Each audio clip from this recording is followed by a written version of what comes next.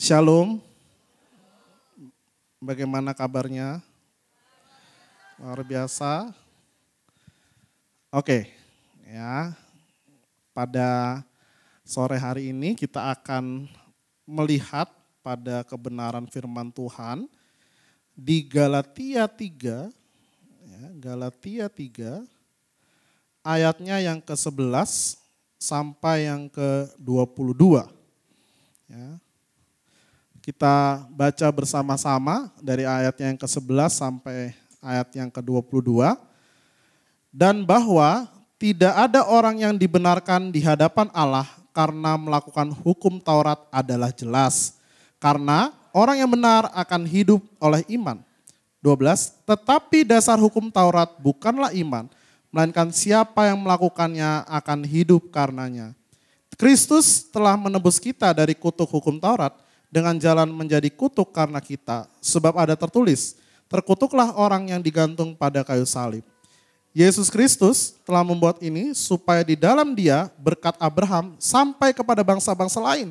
Sehingga oleh iman kita menerima roh yang telah dijanjikan itu. Saudara-saudara, baiklah kupergunakan suatu contoh dari hidup sehari-hari, suatu wasiat yang telah disahkan, sekalipun ia dari manusia, tidak dapat dibatalkan atau ditambahi oleh seorang pun. Adapun kepada Abraham diucapkan segala janji itu dan kepada keturunannya.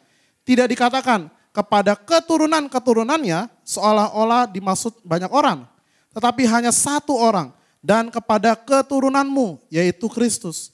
Maksudku ialah janji yang sebelumnya telah disahkan Allah tidak dapat dibatalkan oleh hukum Taurat yang baru terbit 430 tahun kemudian, sehingga janji itu hilang kekuatannya.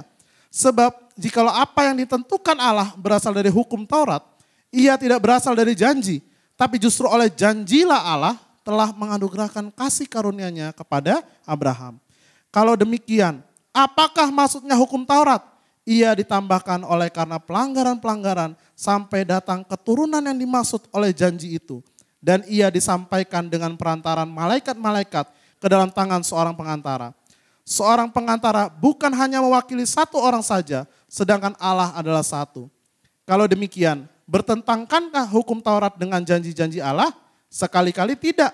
Sebab andai kata hukum Taurat diberikan sebagai sesuatu yang dapat menghidupkan, maka memang kebenaran berasal dari hukum Taurat terakhir. Tetapi kitab suci telah mengurung segala sesuatu di bawah kekuasaan dosa, supaya oleh karena iman dalam Yesus Kristus, janji itu diberikan kepada mereka yang percaya. Amin. Inilah firman Tuhan. Amin. Ya, harus amin dong ya. Inilah firman Tuhan. Ya, walaupun pusing nggak kita bacanya ya. Ya. Kadangkala memang di dalam firman Tuhan ada firman-firman yang gampang sekali kita pahami. Ya, tapi ada memang yang sangat sulit. Nah, kali ini memang Galatia itu sangat sulit kita pahami. Tapi Bapak Ibu, percayalah kalau kita sedang menggali gitu ya, kita suatu saat akan menemukan ya batu-batu permata yang berharga. Ya. Jadi, ayo ya sama-sama jangan ya kalau lagi ketemu ayat-ayat yang sulit itu ya kira-kira ya, dipelajari atau dilewatin? Nah, harusnya dipelajari ya, agar kita ketemu itu ya batu-batu permata yang berharga. Ya. Nah, memang ya kalau beberapa minggu lalu ya Pak Apin itu juga mengatakan kan jarang sekali orang ya bicara dari kitab Galatia. Nah, tapi padahal gitu ya di yang barusan kita lihat itu ya adalah prinsip-prinsip dasar sebenarnya dari keseluruhan Alkitab. Nah, Bapak Ibu sekalian ya, sebagai latar belakang ya, Paulus ini sedang bicara kepada jemaatnya di Galatia ya, mengenai ya beberapa pengajaran. Ya, ada pengajaran yang mengatakan seperti ini ya. Kamu percaya Yesus ya. Kemudian kamu melakukan hukum Taurat, ya, maka kamu diselamatkan. Ya, keren nggak? Ya. Setuju? kok kayak mukanya ini ya, bingung. Kamu ya percaya pada Yesus, kamu melakukan hukum Taurat, maka kamu diselamatkan. Ya. Setuju atau tidak setuju? Ada yang geleng-geleng di tengah ya. Sedangkan Paulus itu ya mengajarkan pada mereka, kamu percaya pada Yesus, maka kamu diselamatkan. Dan oleh karena itu kamu bisa melakukan hukum Taurat. Amin. Nah, ya pengajaran ini yang tadi yang pertama itu ya, itu merebak gitu ya, viral ya di kalangan jemaat di Galatia. Ya. Nah, ini ajaran para guru-guru lain ya, yang mengatakan bahwa tadi iman ditambah ketaatan menghasilkan keselamatan.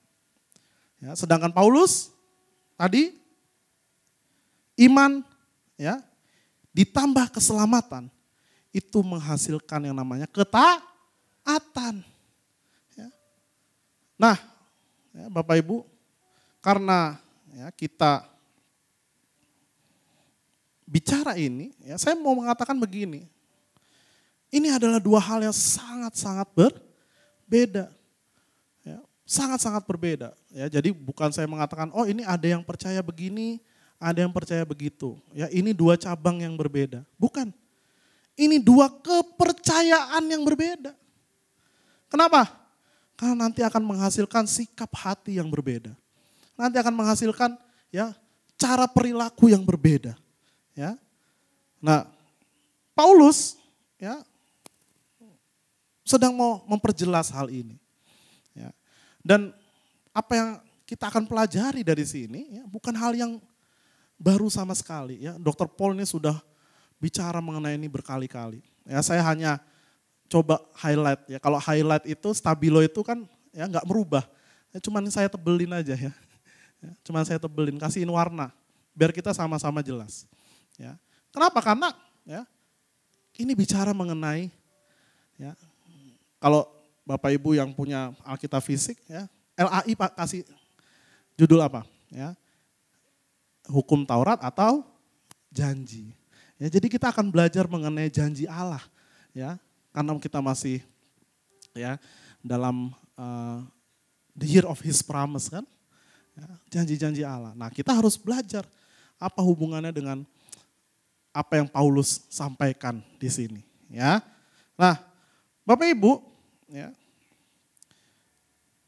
saat kita diperhadapkan pada kata-kata hukum Taurat gitu ya, kayaknya Alkitab itu isinya hukum aja, ya.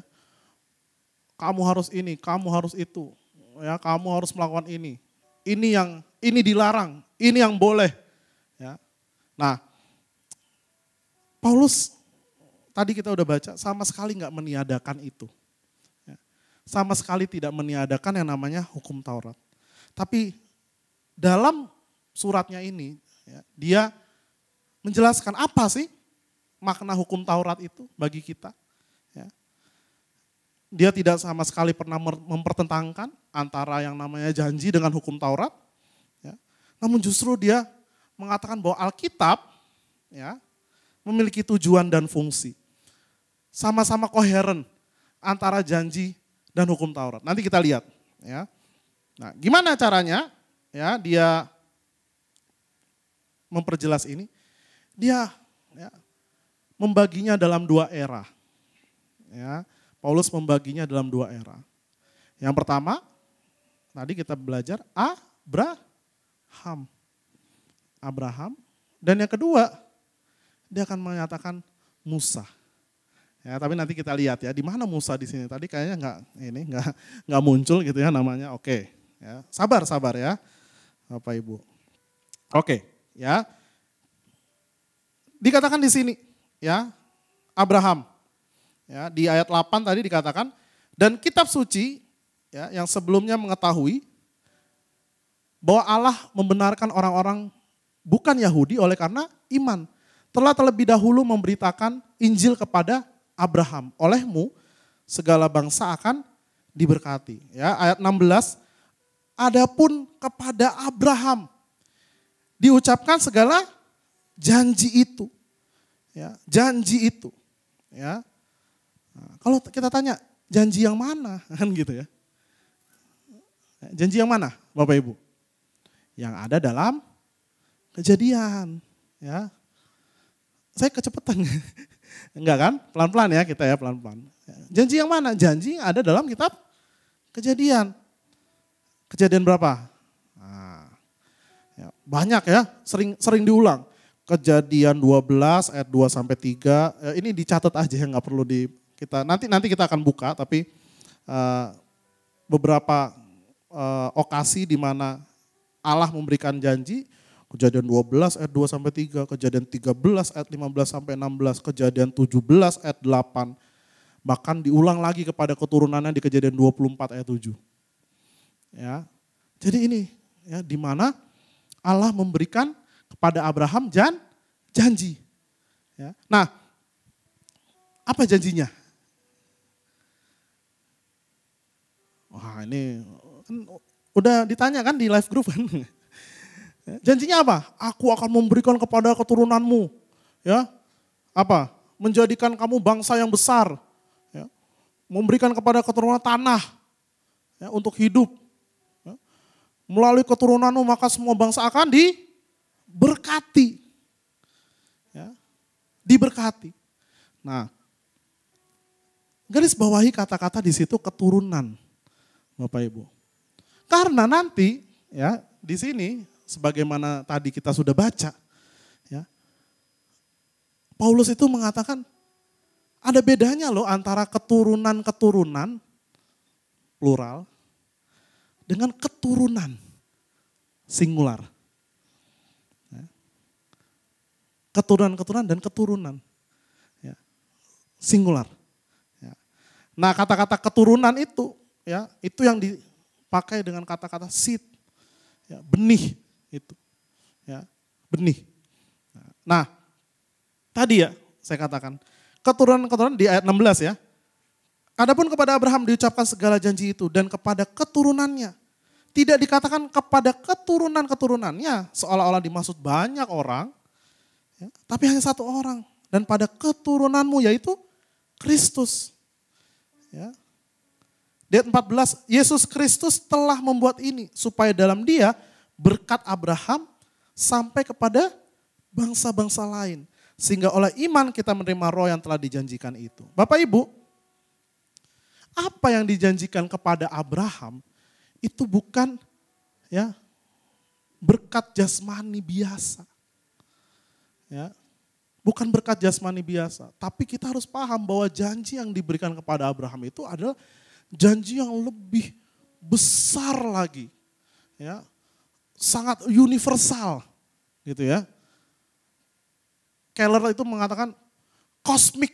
Nah, ini kata-kata kosmik. Jadi sangat besar sekali. Ya. Kenapa? Karena bayangkan Bapak Ibu, ya, betul bahwa keturunan Abraham itu, ya, menjadi bangsa yang sangat besar, namanya bangsa Israel. Ya. Dan dari tanahnya tadi kan kita bicara mengenai tanah kan, bahwa salah satu janjinya itu adalah tanah. Iya betul, dari tanahnya itu, ya, memberkati banyak orang. Kita nggak pernah menafikan hal itu, ya, bahwa sekarang Israel menjadi bangsa yang besar, ya, dan banyak hal yang dihasilkan dari sana, ya, bahkan penemuan-penemuan penting untuk dunia itu banyak dari orang Yahudi. Yes, betul, tepat, nggak salah. Tapi kita harus paham janji itu menjadi suatu yang lebih besar lagi. Ya, bukan hanya sekedar, ya, yang bisa dilihat itu tadi. Ya, bukan hanya itu, ya, tapi tadi, ya, menjadi, ya, di luar hal-hal yang sifatnya jasmaniah. Ya, memang awalnya adalah hal-hal yang jasmani, gitu ya. Kita lihat dari Abraham, ya, kemudian Ishak, Yakub, 12 suku dan lain sebagainya. Kelihatan secara jasmani, ya. Tapi, ya, pemenuhan itu punya makna yang lebih jauh lagi. ya, lebih universal, lebih semesta. Nah, itulah yang janji yang rohani. Nah, inilah ya yang sifatnya rohani ini yang melalui benih yang satu tadi. Ya, keturunan tadi, ya. Nah, bagaimana memberikannya? Melalui janji. Ini kata kuncinya, melalui janji, ya. Di ayat 18 dikatakan, sebab jikalau yang ditentukan Allah berasal dari hukum Taurat, ia tidak berasal dari janji. Tapi justru oleh janjilah Allah telah menganugerahkan kasih karunia-Nya kepada Abraham. Nah, sekarang kita bertanya, apa bedanya antara janji dengan hukum? Apa bedanya antara janji dengan hukum Taurat? Ya. Kalau saya berkata nih, ya, oke, di kantong saya ada amplop isinya 10 juta. Ya, David setelah ini, gitu ya, saya akan berikan amplop ini kepada kamu. Ya. Apa yang harus David lakukan? Hah? Tunggu saja. Percaya saja, itu janji. Tapi kalau saya katakan David, ya sekarang ya saya punya amplop isinya 10 juta di kantong saya, ya. Tapi coba kamu ya setelah ini pergi ke rumah saya, tolong ya bersih-bersih gitu ya. Ya itu sarang laba-laba udah banyak di atas gitu ya, bongkar semua ya, bongkar. Nah nanti saya kasih 10 juta. Ya. Itu hukum. Ya. Ada sesuatu yang harus dia lakukan untuk menerima amplop 10 juta. Ya. Tapi kalau janji enggak. Ya. Kalau janji dia cukup percaya. Ya. Jadi beda dengan janji, beda antara janji dengan hukum. Ya. Jika kita lihat janji, yang perlu dipercaya mana? Yang perlu dilihat, titik stressing pointnya itu adalah si pemberi janji atau si penerima janji? Si pemberi janji. Ya, si pemberi janji. Tapi kalau hukum, stressing pointnya adalah si penerima janji. Si penerima. Ya. Nah, Bapak Ibu inilah bedanya ya. Paulus mengatakan berkat, rahmat, warisan, segala sesuatunya itu bisa datang dari janji, bisa datang dari hukum. Tapi Bapak Ibu tidak bisa keduanya. Ini janji, tapi kayaknya seperti hukum. Nah itu hukum tuh. Ya. Gak bisa keduanya, either janji atau hukum, itu saja. Ya. Tidak bisa digabung. Ya. Kalau misalnya kita mengatakan, kalau sudah ada dua pihak yang terlibat gimana? Nah itu hukum. Janji, si pemberi janji yang memberikan. Ya. Nah, perhatikan baik-baik Bapak Ibu. Ya. Bagaimana kita paham mengenai ini? Ya. Nah kita lihat. Ya. Di Kejadian 15 tadi ya, saya udah katakan kita akan membuka salah satu ya. Kejadian 15, nah kita lihat dari mulai ayat 8. Di sini ya, Tuhan sudah memberikan janji tadi. Ya. Tuhan sudah memberikan janji. Ya. Tapi Abram ya, di sini bertanya pada Allah. Ya Tuhan Allah, dari manakah aku tahu bahwa aku akan memilikinya? Bukankah ini seperti kita ya? Sudah diberikan janji tadi, ya, mungkin David tadi, ya, sampai sekarang dia masih mikirin tuh ya, nanti bener gak ya dikasih kan gitu. Ya. Itu namanya perumpamaan ya. Ya. Oke. Dari mana saya tahu saya akan memilikinya? Maka ayat 9. Ya, kita baca sama-sama. Firman Tuhan kepadanya, ambillah bagiku seekor lembu betina berumur 3 tahun, seekor kambing betina berumur 3 tahun, seekor domba jantan berumur 3 tahun, seekor burung tekukur, dan seekor anak burung merpati. Aneh ya Tuhan ya. Orang ditanya, gimana saya tahu saya bisa dapat janji itu Tuhan. Malah Tuhan bilang, oke ambil ini, ambil itu ya. Lihat ayat 10. Diambilnya semua, dipotong 2. Diletakkannya bagian-bagian itu yang satu di samping yang lain. Tetapi burung-burung itu tidak dipotong 2. Emang disuruh Tuhan dipotong tadi? Perhatikan, disuruh enggak? Enggak, ambil. Kan gitu ya. Tapi dipotong 2. Kenapa? Ternyata kalau kita pelajari, ini adalah cara ya di zaman itu untuk yang namanya pengikatan janji. Ya, pengikatan janji. Ya. Nanti Bapak Ibu ya, saya akan berikan referensi lain ya, di mana di saat itu memang kalau kita mau ya mengikat janji, hal-hal ini ya tadi ya, daging domba, daging kambing dan lain sebagainya, potong 2. Diletakkan kanan dan kiri. Ya. Nanti ya baik pemberi janji dan penerima janji, dia akan jalan di tengahnya. Ya, dia akan jalan di tengah. Ya. Nah, kita lihat lagi. Ya, di ayat 11. Ketika burung-burung buas hingga pada daging binatang itu, maka Abram mengusirnya. Ayat 12. Menjelang matahari terbenam, tertidurlah Abram dengan nyenyak, lalu turunlah meliputinya gelap gulita yang mengerikan. Ya. Bapak Ibu, ya jadi ini adalah cara mengikat kontrak. Ya. Mengikat kontrak zaman itu seperti itu. Ya kalau zaman ini ya Bapak Ibu pergi ke Pagiresang. Ya. Sekalian promosi ya Pak, notaris. Ya. Jadi itu ya caranya begitu. Nah Bapak Ibu ya, nih salah satu referensi ya saya kasih di Yeremia 34 ayat 18. Yeremia 34 ayat 18. Dan aku, betul ya, udah keluar ya.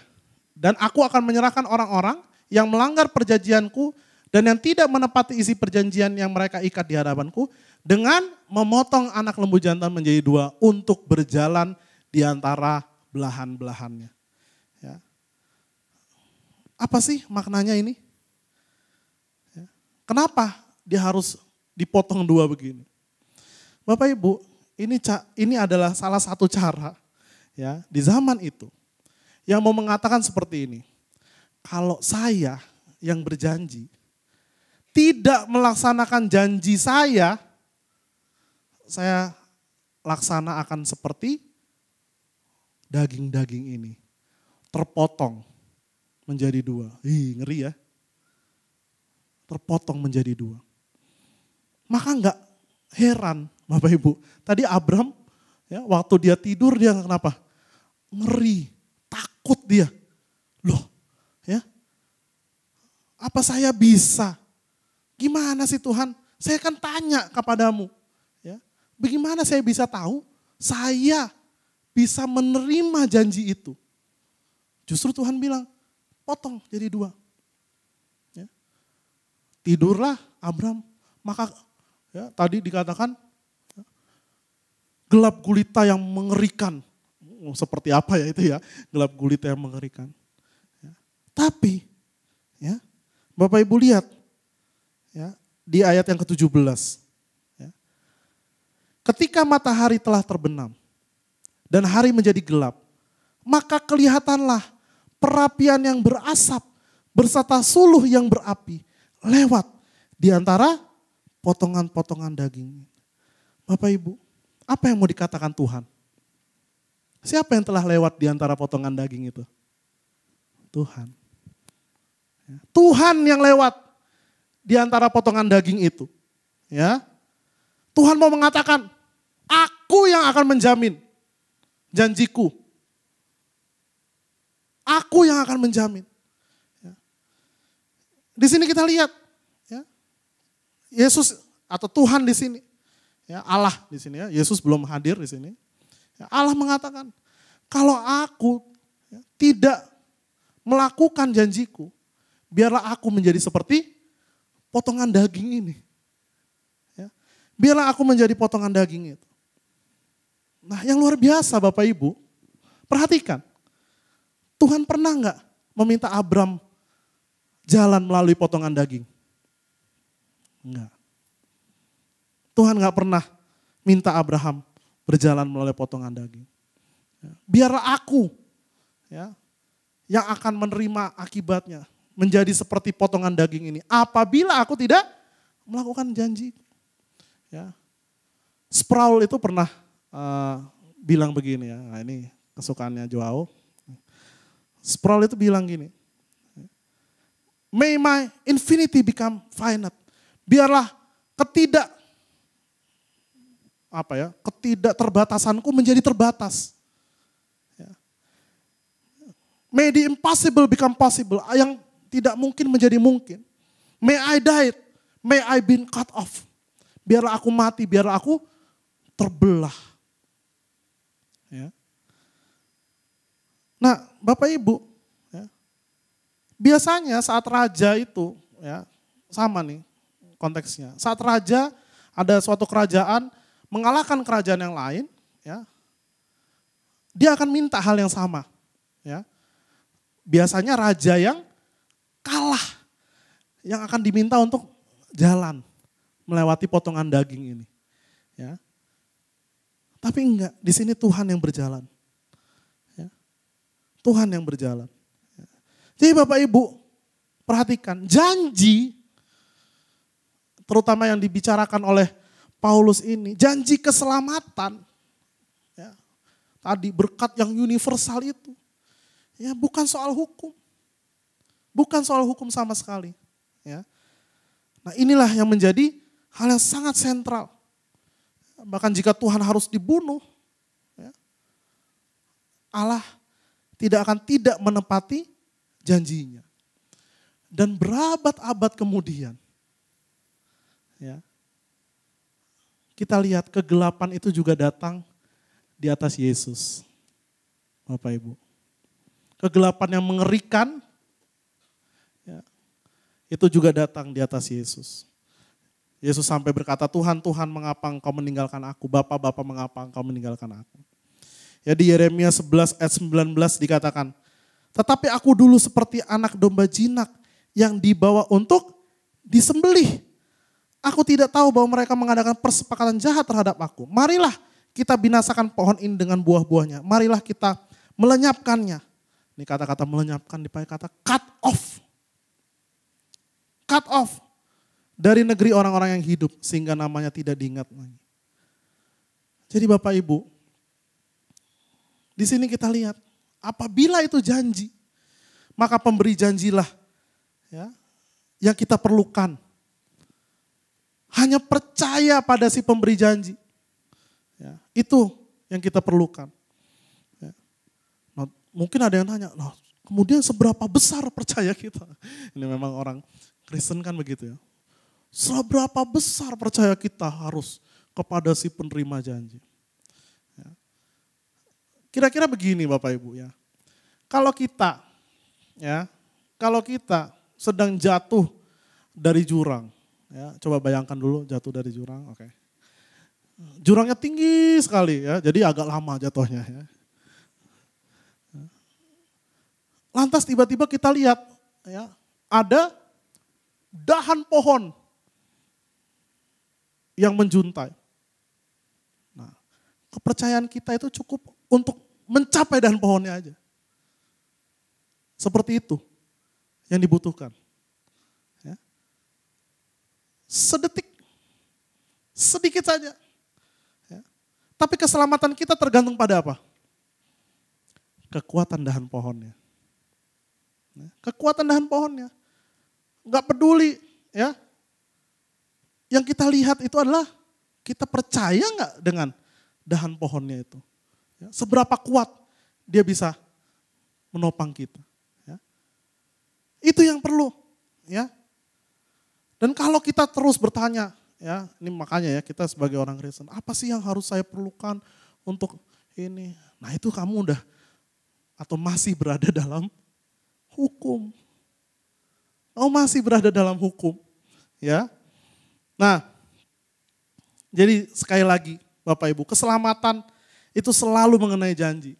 Berkat yang diberikan dari Abraham, itu selalu bicara mengenai janji.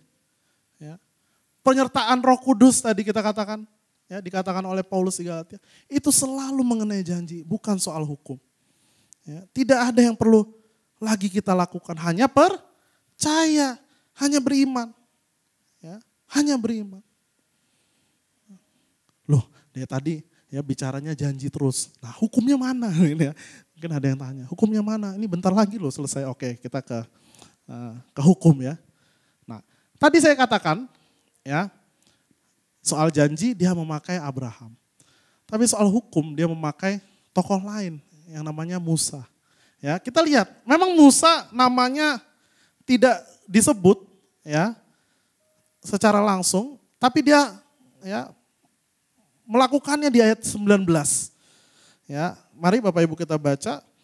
Kalau demikian, belum ya? Oke. Kalau demikian, apakah maksudnya hukum Taurat? Ia ditambahkan oleh karena pelanggaran-pelanggaran sampai datang keturunan yang dimaksud oleh janji itu. Dan ia disampaikan dengan perantaran malaikat-malaikat ke dalam tangan seorang pengantara. Nah, ini pengantara ini ya, ini Musa. Ya, kita tahu ya, kejadiannya Gunung Sinai gitu ya. Tuhan, Musa, umat. Ya. Bagaimana dia memberikan hukum-hukum itu kepada Musa sebagai seorang pengantara. Ya. Nah di ayat 20 dibilang seorang pengantara bukan hanya mewakili satu orang saja sedangkan Allah adalah satu. Mungkin maksudnya adalah ya bahwa jangan kita pertentangkan antara Abraham dengan Musa. Ya, nggak boleh kita pertentangkan, Allah adalah satu. Ya. Nah, tadi dibilang ya, itu semua soal janji, bukan soal hukum. Lantas apa gunanya? Nah, di sini ya. Nah, kita harus paham ya. Di dalam Alkitab, dalam firman Tuhan, hukum dan perjanjian itu selalu adalah ya satu adanya. Dalam artian nanti kita lihat apa fungsinya ya dari hukum. Nah, fungsi dari hukum Taurat ini dua, Bapak Ibu. Ya, hukum Taurat yang pertama, hukum Taurat menunjukkan kebutuhan kita untuk suatu janji. Hukum Taurat menunjukkan kepada kita kebutuhan kita untuk suatu janji. Nah, yang kedua, hukum janji menunjukkan kepada kita siapa yang bisa melaksanakan hukum. Oke, pelan-pelan ya. Yang pertama, hukum Taurat menunjukkan kepada kita kebutuhan untuk suatu janji. Bapak Ibu, jika kita mendengarkan hukum Taurat, kamu harus ini, kamu harus itu. Ya. Tidak boleh ini, tidak boleh itu. Ya. Kasihilah Allahmu dengan segenap hatimu. Kasihilah sesamamu seperti kamu mengasihi dirimu sendiri. Ya. Ingat ya, Golden Rules itu bukan hanya ada di perjanjian lama, dia sudah ada di perjanjian baru. Pastor Michael Ozzy sering sekali ya sudah mengajar kita soal itu. Ya. Bapak Ibu, perhatikan.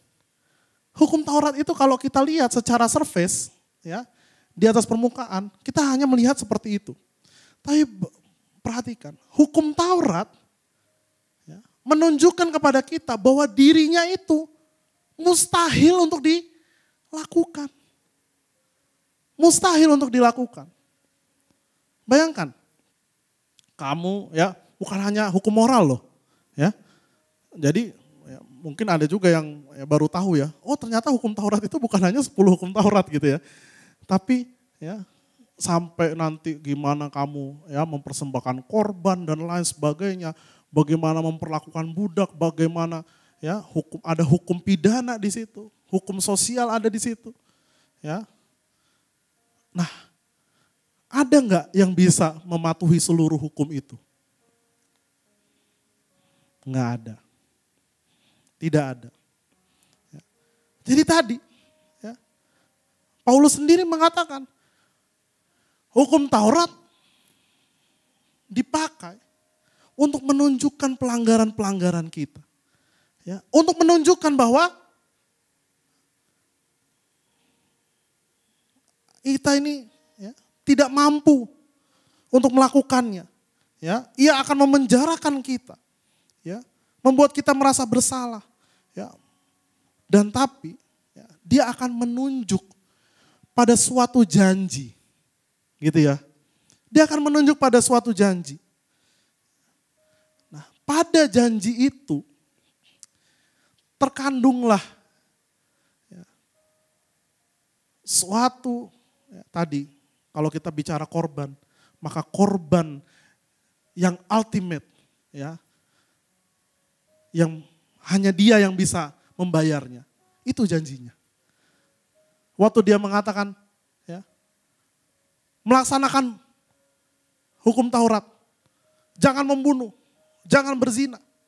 Siapa yang kemudian mengatakan bahwa, oh kamu itu bukan hanya soal ya, kamu nusuk, kamu mukul, tapi ya, kalau kamu saja sudah membenci, kamu sudah membunuh. Siapa yang mengatakan itu?